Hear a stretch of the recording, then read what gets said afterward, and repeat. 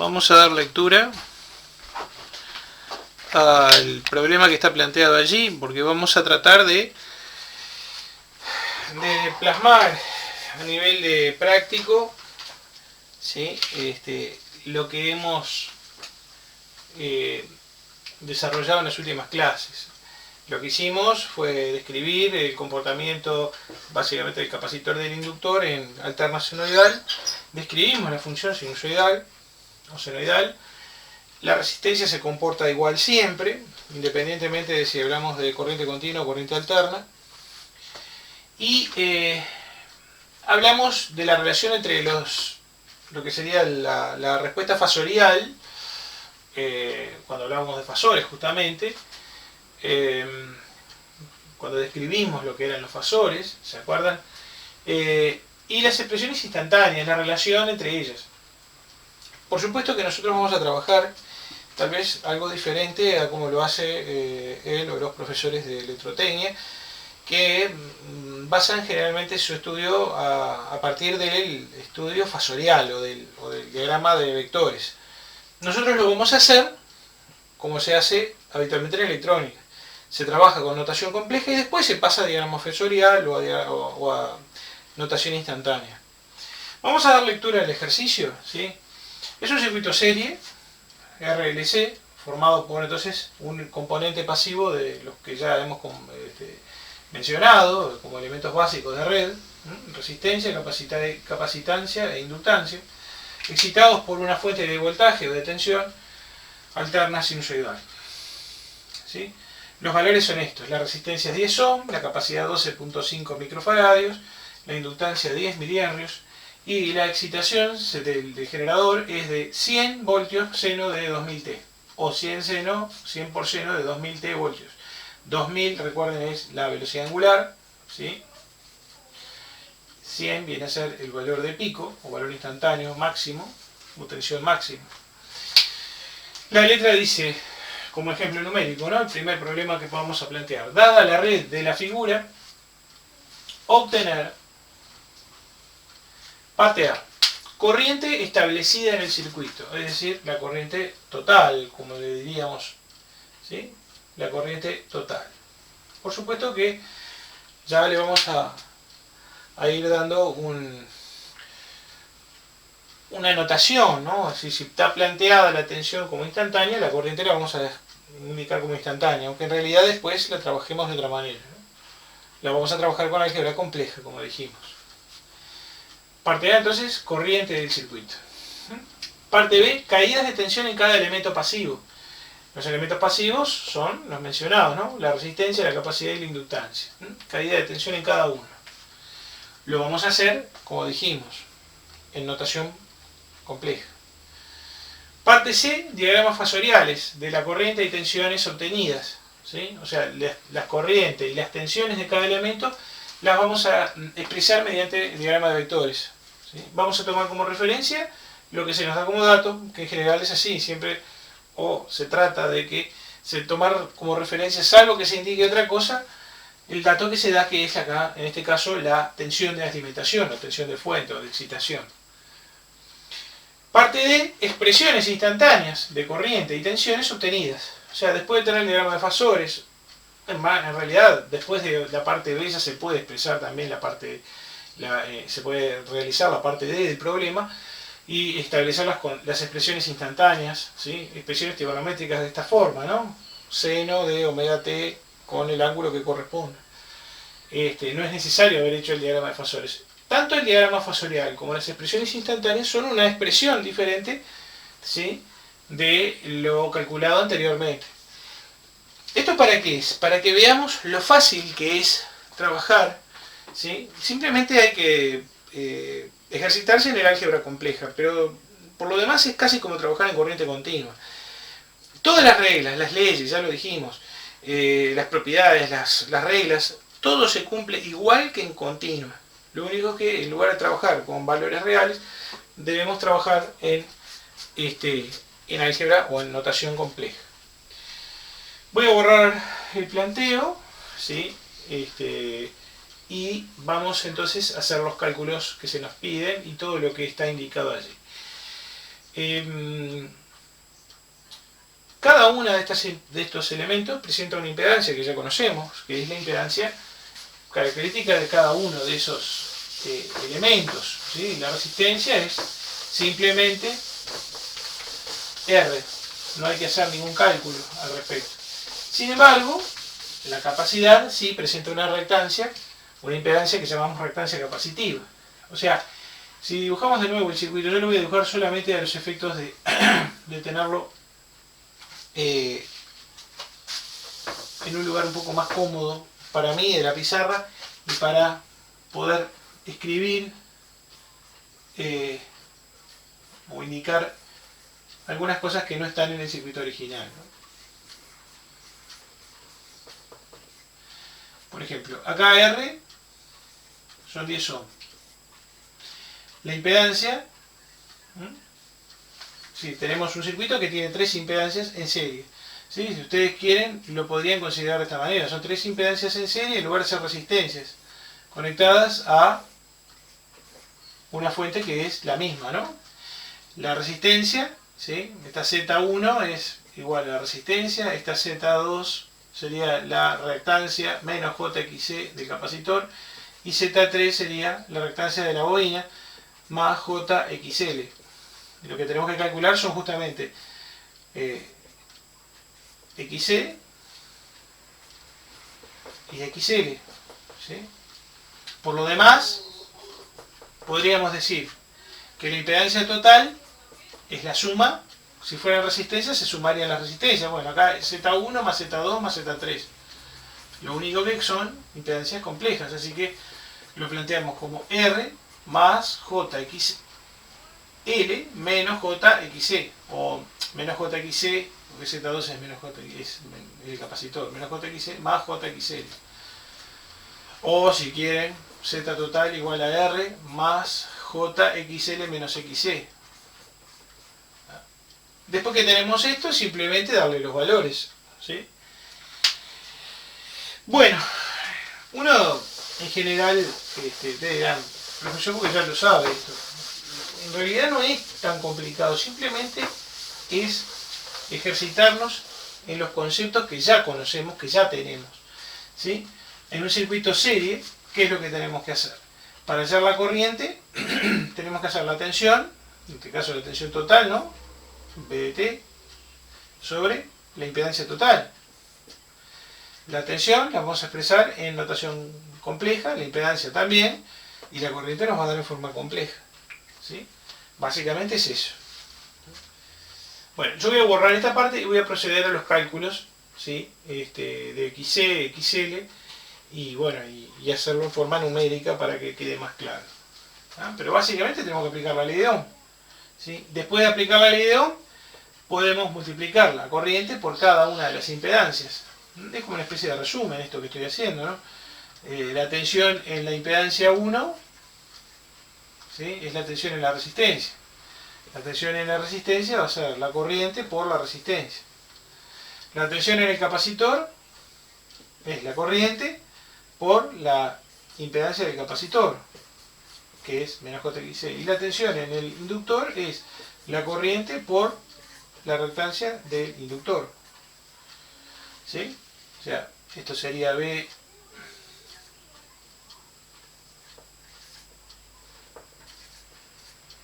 BR, BC y BL. Te dirán, ¿por qué lo pone en minúscula acá? Bueno, porque acá está planteado esto como si fuesen tensiones instantáneas. Si lo pasamos a notación compleja, bueno, esto sería B total, o BDT quiero decir, BDT, esto sería BR, esto sería BC, y esto BL en mayúscula, porque lo vamos a plantear como un número complejo. ¿Ah? O sea, básicamente es esto, ¿no? Tensiones son corriente total, calculada como la tensión total sobre la impedancia total, ¿sí? Y cada una de las tensiones va a ser la corriente por la impedancia de cada uno de estos elementos, ¿sí? Bueno, vamos a calcular en primera instancia la reactancia capacitiva. La reactancia capacitiva era 1 sobre omega C. Omega es 2000. ¿sí? O sea que, porque estaba en la expresión de BDT, la tensión total es 2000 por 12,5 microfaradios, ¿sí? Que se puede escribir como 12,5 por 10 a la menos 6. XC, haciendo cuentas, nos da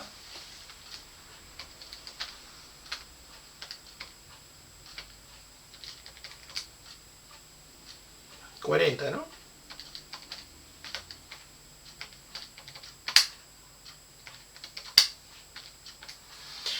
$40 ohms.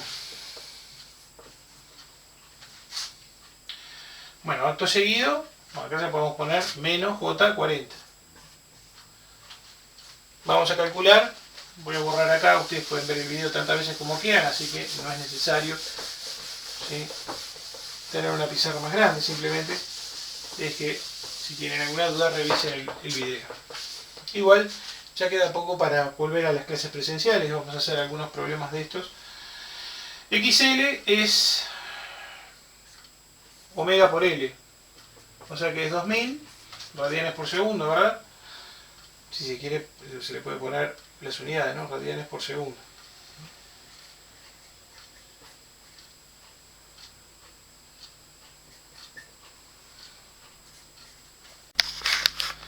Bueno, les pido disculpas, me llamaron por teléfono, fue una llamada muy importante, de un amigo de la carrera que tiene muchísimo poder, y bueno,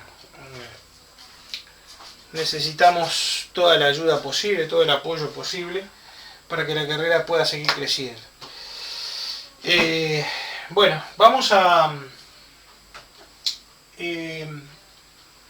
seguir con esto. Estábamos en el cálculo de XL, era omega por L, omega era 2000 por... ¿cuánto era XL? 10 miliamperes, ¿verdad? Así que estamos hablando de 2000 por 0.01. Esto es 20 ohms. Sí, o sea, estos 10 miliamperes se pueden poner como 10 por 10 a la menos 3, ¿no? Henrios. Esto nos da 20 ohms, ¿sí? Es decir que JXL quedaría como J20 ohms. Bien, ahora tenemos las tres impedancias.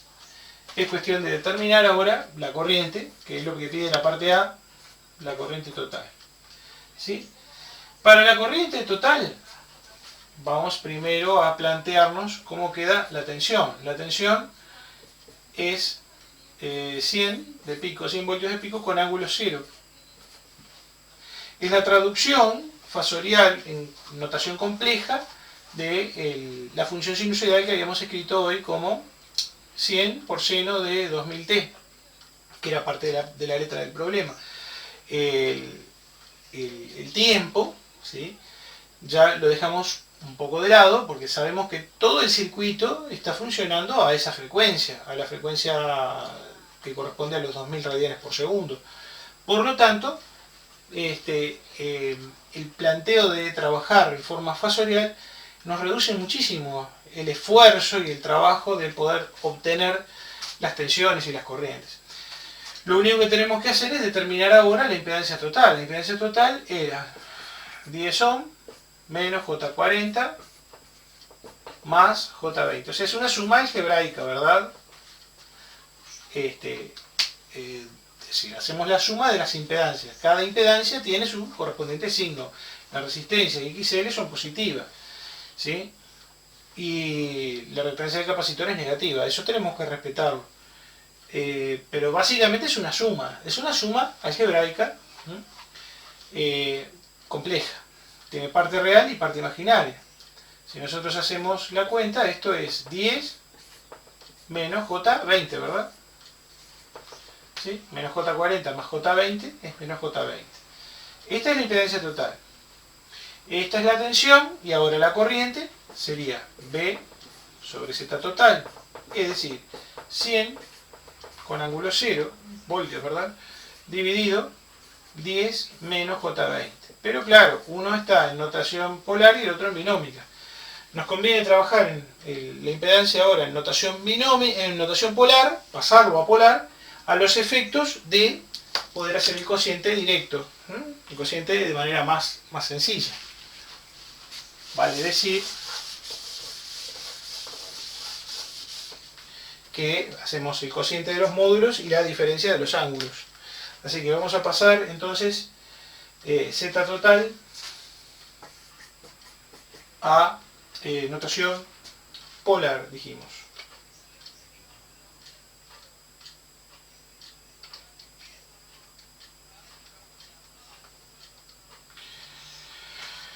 Bueno, 22,36 ángulo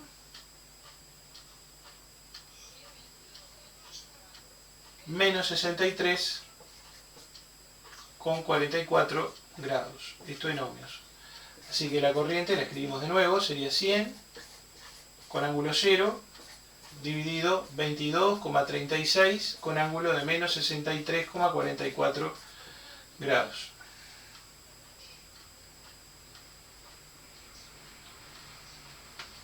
Bueno, hacemos la cuenta. Como dijimos, la operación es relativamente sencilla porque es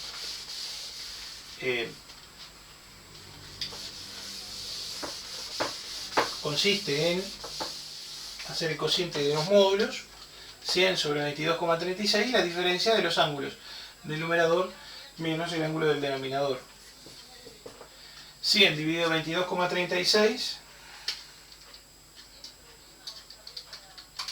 es 4,47 o 4,472 amperes, y el ángulo es 0 menos 63,44 es más 63,44, ¿no? Menos más. ¿Se entendió, no? Es este ángulo menos este. Como este tiene signo de menos, cambia el signo. Bien, esa es la corriente. Ahí ya tenemos algo determinado. Se nos piden las tensiones. La tensión en la resistencia, la tensión en el capacitor y la tensión en el inductor. ¿Sí? O sea, VR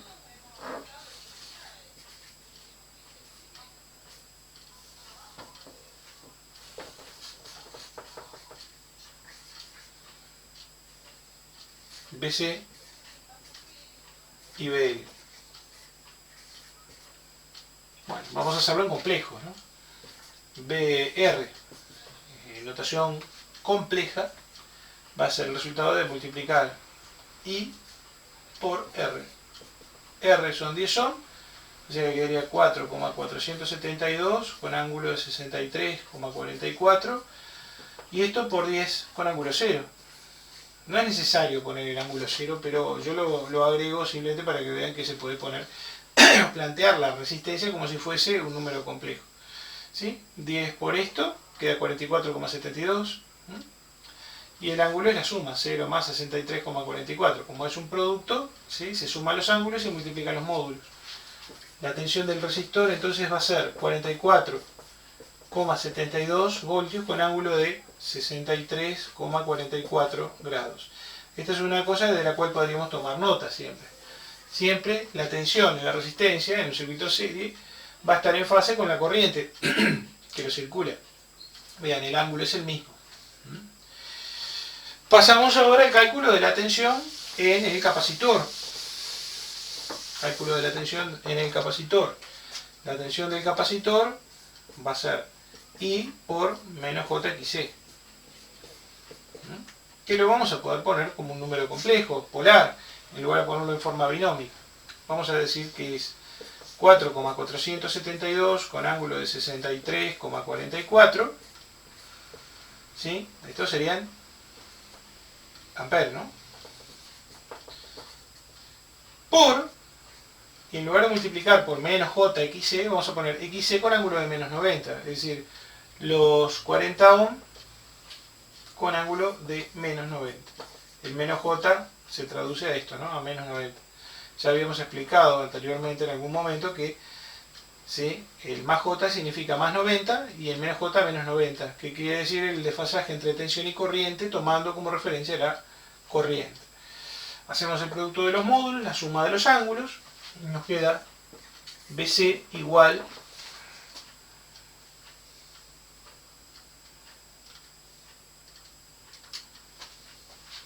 $178,9 voltios con ángulo de, sumamos los ángulos, es 63,44 más los menos 90, o sea, es como una resta, ¿no? Queda menos 90. Menos 26,56. Esto es en voltios también, ¿no? Esta es la tensión en el capacitor.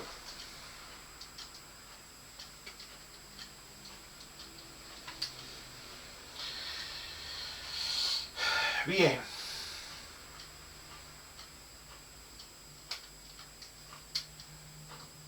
Y ahora nos queda el inductor, ¿no? La tensión en el inductor es I por más J XL. Esto es 4,472 con ángulo de 63,44 por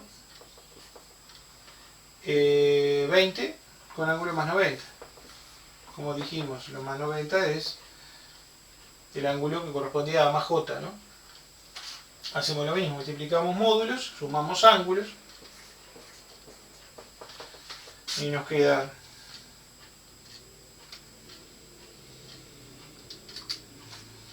89,45 con ángulo 153,44.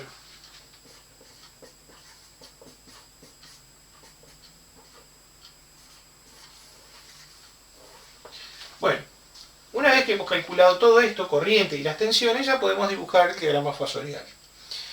El diagrama fasorial, voy a borrar acá porque no creo que necesitemos esto ya. Entonces va a estar conformado por los 4 vectores, 5 vectores, si tomamos en relación también la tensión de la fuente. Por ejemplo, la tensión de la fuente era la referencia, ¿no? Es un ángulo que tiene ángulo, es un vector que tiene ángulo cero de 100 voltios. Esa es la tensión total, ¿sí? La tensión de la fuente. Este es el eje real y este es el eje imaginario, el vertical, ¿no?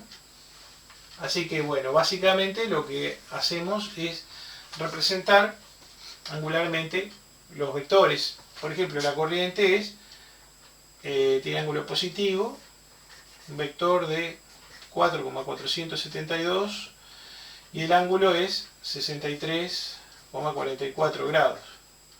Esta es la corriente, ¿sí?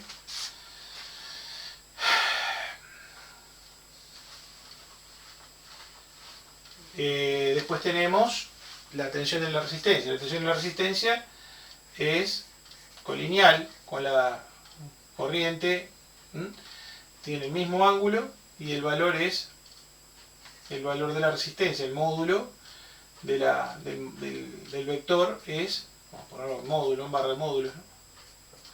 La tensión es 44,72.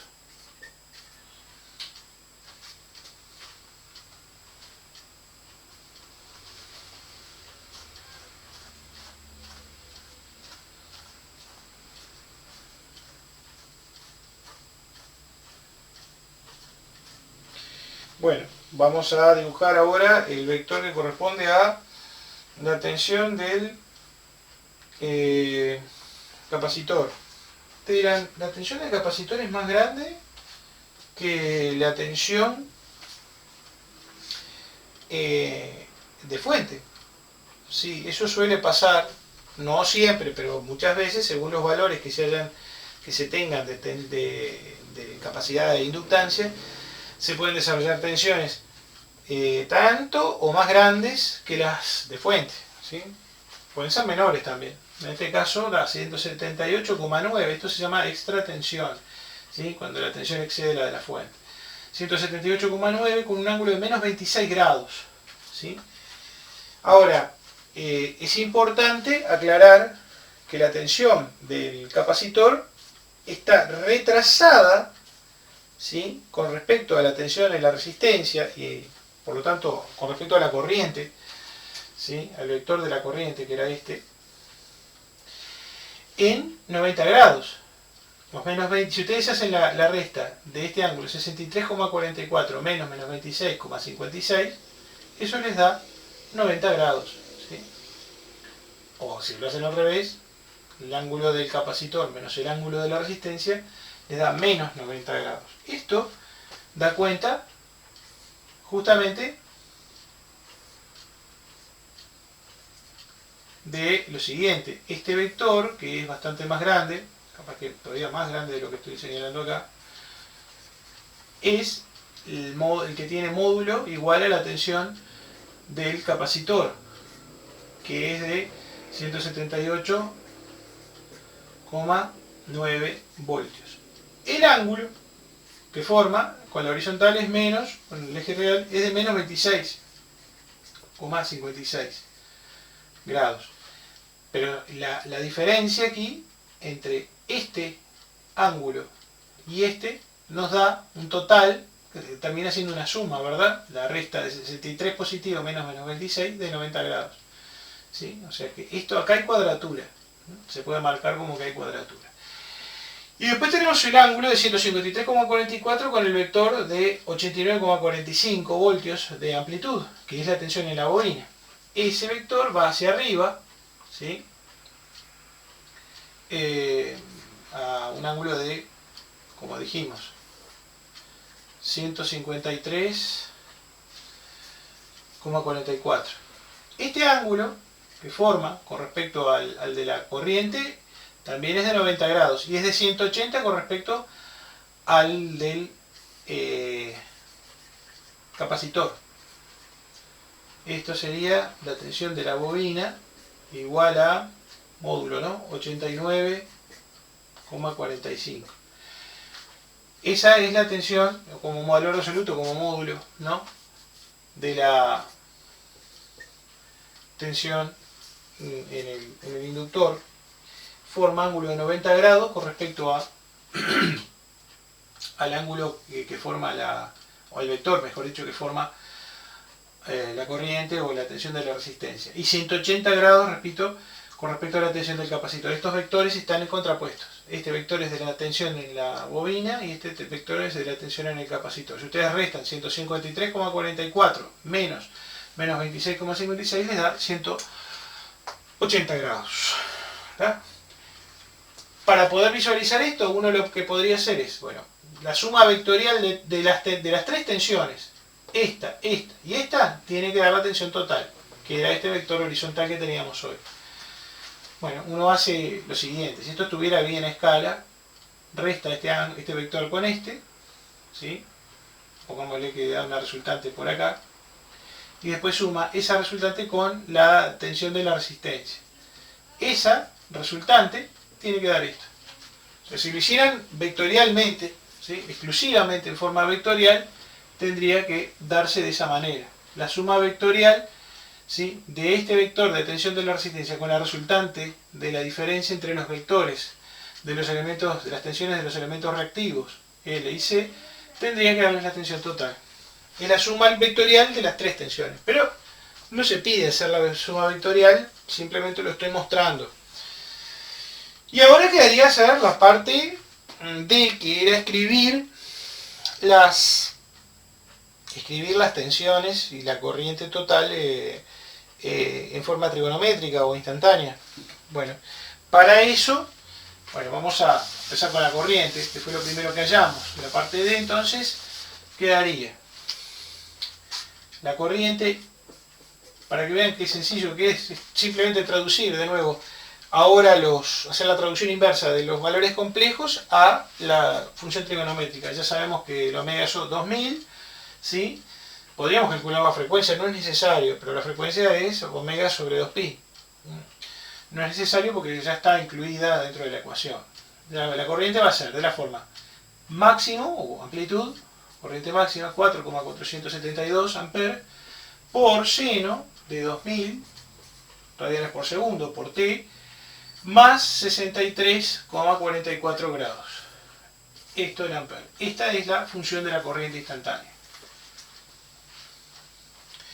Bueno, terminamos con la corriente, vamos a la tensión de la resistencia. La tensión de la resistencia sería BR de T igual 44,72